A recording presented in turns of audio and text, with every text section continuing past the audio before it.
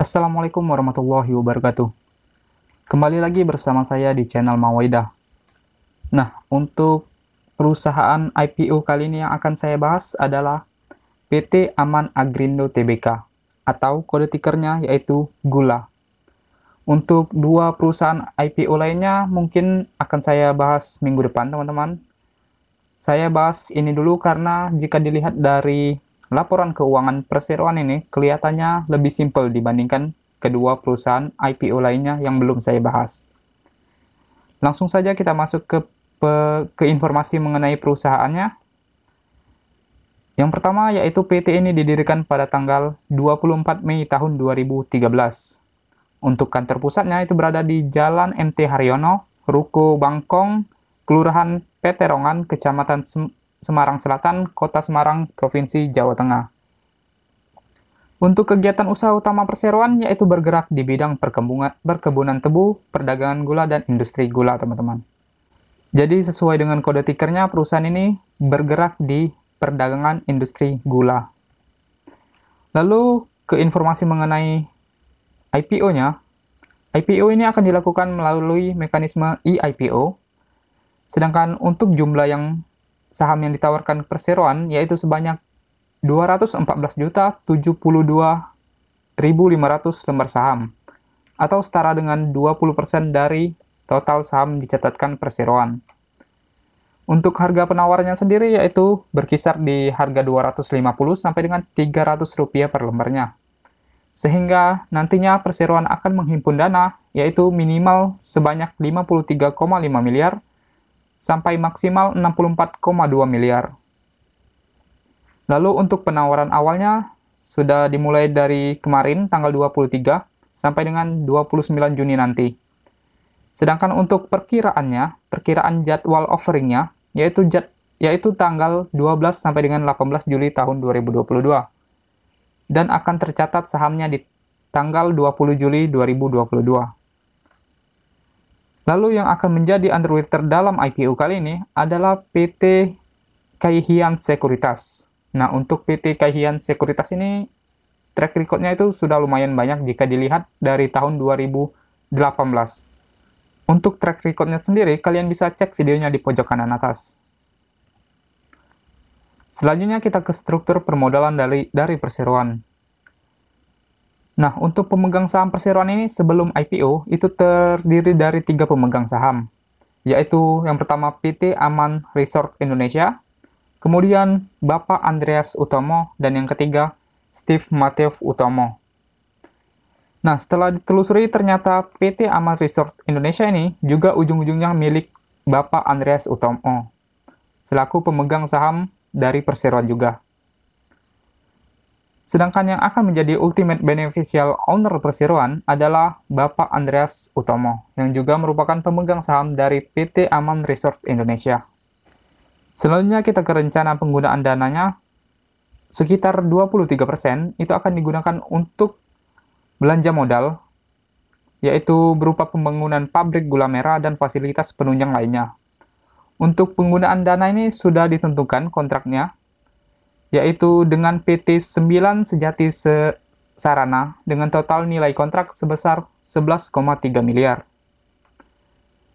Lalu yang kedua, rencananya akan digunakan sebanyak 57% itu akan digunakan untuk belanja modal juga, berupa pembelian dan instalasi mesin produksi gula merah dengan pihak ketiga. Untuk rinciannya bisa kalian cek sendiri di prospektus, karena tidak saya tampilkan di sini. Lalu yang ketiga, sisanya akan digunakan untuk modal kerja perseroan sendiri, termasuk, namun tidak terbatas untuk pembelian kebutuhan bahan baku dan bahan pendukung, serta untuk membiayai kegiatan operasional dari perseroan. Lalu kita ke aset lancar dari perseroan. Kita ke bagian kasnya terlebih dahulu. Nah, jika kita lihat di sini, terjadi peningkatan yang signifikan dari tahun 2019 ke tahun 2020. Kenapa hal ini bisa terjadi? Yaitu dikarenakan adanya pinjaman perseroan ke pihak Bank BRI. Nanti akan saya perlihatkan pada pembahasan total liabilitasnya. Kita lanjut ke pos persediaan, yang nilainya juga mengalami kenaikan yang cukup signifikan dari tahun ke tahun. Ternyata setelah ditelusuri, seluruh persediaan yang dimiliki perseroan ini, yaitu berupa persediaan barang dagangan, yaitu gula, yang merupakan bisnis inti dari perseroan. Dan ini juga yang membuat saya salah persepsi. Saya kira awalnya perseroan ini memproduksi gulanya sendiri. Tapi ternyata enggak. Perseroan ini membeli juga dari pemasok. Yang tidak lain, pemasok paling besar bagi perseroan itu adalah PT Seruling Boga Makmur, yang juga merupakan perusahaan milik Bapak Andreas Utomo. Sisanya nggak saya bahas, kita langsung ke aset tetap. Kalau untuk aset tetap ini, setelah saya telusuri, memang ini murni peningkatannya itu berasal dari penambahan aset berupa tanah, kendaraan, mesin, dan peralatan. Jadi bukan dari hasil revaluasi aset ya teman-teman. Selanjutnya langsung ke total liabilitas perseroan. Untuk total liabilitas ini, saya hanya akan membahas pos hutang jangka pendeknya, yang jumlahnya itu hampir mendominasi seluruh hutang perseroan. Ternyata setelah saya telusuri, hutang ini berasal dari pinjaman ke Bank BRI, sebesar 25 miliar pada 29 Desember 2020, dengan masa jatuh tempo yaitu 12 bulan. Nah, ini tadi yang menyebabkan kas perseroan itu meningkat drastis pada tahun 2020, yaitu dikarenakan pinjamannya ini berdekatan dengan pembukuan akhir tahun, yang menyebabkan kelihatannya itu kas dari perseroan meningkat. Lalu sebelum hutang ini jatuh tempo, pada tanggal 20 Agustus 2021, perseroan ini kembali melakukan perpanjangan dan penambahan fasilitas kredit ke Bank BRI sebesar 25 miliar. Nah, bagi kalian yang tertarik untuk investasi di perusahaan ini, kalian mesti pahami resikonya. Yang pertama, itu tanggal jatuh tempo hutang dari perseroan ini, yaitu pada tanggal 20 Agustus 2022. Lalu yang kedua, sebagian dari aset perseroan ini sudah dijadikan jaminan untuk keperluan hutang tersebut. Yang artinya, kalau perseroan nggak sanggup bayar, ya hilanglah aset tersebut. Jadi kalau dilihat dari hutangnya, ini perseroan 11-12 lah sama TRGU yang saya bahas sebelumnya. Sama-sama memiliki hutang bank jangka pendek yang mendekati masa jatuh temponya. Bedanya, kalau TRGU kemarin itu jatuh temponya bulan Juli, sedangkan perseroan ini ya bulan Agustus. Selanjutnya kita ke total ekuitas dari perseroan. Nah, untuk ekuitasnya ini kelihatan normal saja. Peningkatannya ini berasal dari laba bersih perseroan. Hanya saja, pada tahun 2020, tepatnya 3 November tahun 2020, ini perseroan melakukan peningkatan pada modal ditempatkan dan disetor yang berasal dari konversi hutang PT Aman Resort Indonesia sebesar 60,6 miliar. Dan penyetoran tunai melalui kas yang dilakukan PT Aman Resort Indonesia juga sebesar 580.000, yang menyebabkan ekuitas perseroan ini meningkat. Lanjut lagi kita ke bagian laba rugi perseroan. Nah, jika kita lihat di sini, ternyata perseroan konsisten mencatatkan laba bersih dalam 3 tahun terakhir. Tetapi yang fantastis di sini adalah terjadi peningkatan berkali-kali lipat terhadap laba bersih perseroan di tahun 2019 ke tahun 2020. Dari yang awalnya hanya laba sebesar 186 juta, lalu melonjak ke 6,1 miliar. Dan peningkatan laba ini juga sejalan dengan penjualan perseroan. Sangat keren ya kalau kita lihat sekilas, tetapi coba kita bedah lebih dalam. Ternyata, setelah ditelusuri, perseroan pada tahun 2019 ini belum melakukan perdagangan gula, teman-teman. Hanya melakukan penjualan tebu saja, sebagai inti bisnisnya. Bahkan untuk peningkatan pada penjualan tebu ini sangat kecil, teman-teman. Dari yang tadinya 1,9 miliar di tahun 2019 menjadi 2 miliar di tahun 2020. Dan untuk tahun 2021-nya perseroan menghentikan bisnis perdagangan tebu ini, yang kemudian beralih ke perdagangan gula. Dan untuk gula ini sendiri, seperti yang saya katakan sebelumnya, perseroan ini bukan memproduksinya sendiri, melainkan membelinya dari pemasok. Yang salah satu pemasok terbesarnya adalah PT Seruling Boga Makmur, yang juga merupakan pihak berelasi dari perseroan. Dan setelah tahu fakta ini, di mana yang sebelumnya tadi saya berpendapat kalau perseroan ini fantastis karena mampu meningkatkan penjualan dan labanya berkali-kali lipat, ternyata ya biasa aja. Karena perseroan juga mengambil gulanya dari pemasok, yang mungkin saja produk gula dari pemasok tersebut memang sudah laku di pasaran. Dan perseroan di sini hanya bertindak sebagai distributor saja. Dan yang lebih mengherankannya lagi, pembayaran kas kepada pemasok ini sangatlah besar. Bahkan di tahun 2021, jumlahnya lebih besar ketimbang penerimaan kas dari pelanggan. Dan hal ini membuat saya bertanya-tanya, apakah perseroan tidak menemukan pemasok yang menyediakan gula lebih murah? Atau perseroan sengaja ingin membantu pihak berelasinya dengan membeli gulanya berapapun harganya?